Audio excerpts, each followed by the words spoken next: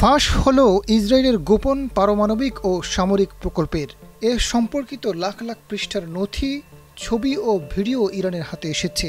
মূলত ইসরায়েলের ভেতরের কর্মকর্তাদের সহযোগিতায় তেহরানে পৌঁছেছে এসব তথ্য। বুধবার রাতে দেশটির জাতীয় টেলিভিশনে প্রচারিত এক অনুষ্ঠানে এসব তথ্য ও নথি প্রকাশ করা হয়। ইরানের টেলিভিশনের প্রতিবেদনে বলা হয়, গত জুন মাসে গোপন অভিযানের মাধ্যমে বিপুল পরিমাণ নথি, ছবি ও ভিডিও সংগ্রহ করে দেশে আনা হয়। বিপুল সংখ্যক নথি নিরাপদে পরিবহন নিশ্চিত না হওয়া পর্যন্ত খবর প্রকাশ করা হয়নি। নথিগুলো সতর্কতার সঙ্গে পরীক্ষা নিরীক্ষা করেছে ইরানের সংশ্লিষ্ট কর্তৃপক্ষ। ইরানি গোয়েন্দা মন্ত্রী ইসমাইল খতিব জানিয়েছেন, এসব নথিতে পারমাণবিক ও সামরিক প্রকল্পে জড়িত ১৮৯ জন ইসরায়েলি বিশেষজ্ঞের নাম চিহ্নিত করা হয়েছে। এছাড়া যুক্তরাষ্ট্র ও ইউরোপের বিজ্ঞানীদের নাম, তাদের কোম্পানি, গবেষণা কেন্দ্র ও সহযোগীদের তথ্য রয়েছে।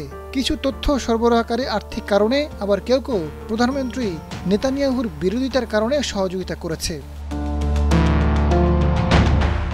ইসমাইল খতিব জানান যে বিপুল পরিমাণ নথি দেশে আনা হয়েছে তা কেবল এক অংশ।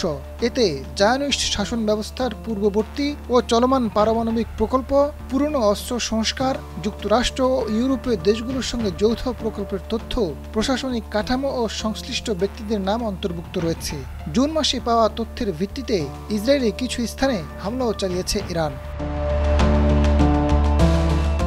ইরানি কর্মকর্তারা অভিযোগ করেছেন, এই তথ্য ফাঁস হওয়ার ফলে ইরান ও ইসরায়েলের মধ্যকার উত্তেজনা আরও বাড়িয়ে দিয়েছে।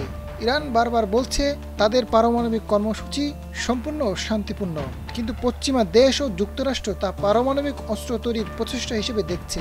তারা এই তথ্য প্রদর্শন করে ইসরায়েলের ভেতর নিরাপত্তা ব্যবস্থায় নিজেদের ক্ষমতা দেখাতে চায়। একই সঙ্গে আঞ্চলিক উত্তেজনার সময় এটি একটি কৌশলগত সুবিধা হিসেবে ব্যবহার হতে পারে। এদিকে দিন দিন আন্তর্জাতিকভাবে একঘরে হয়ে পড়েছে ইসরায়েল। গাজায় চলমান যুদ্ধ ও কট্টর উগ্র ডানপন্থী নীতির কারণে চাপের মুখে দেশটির প্রধানমন্ত্রী Netanyahu.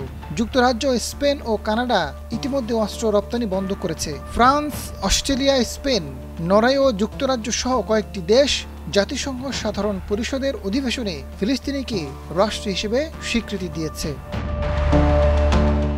Azad Faruk, desk report, সময়ের আলো।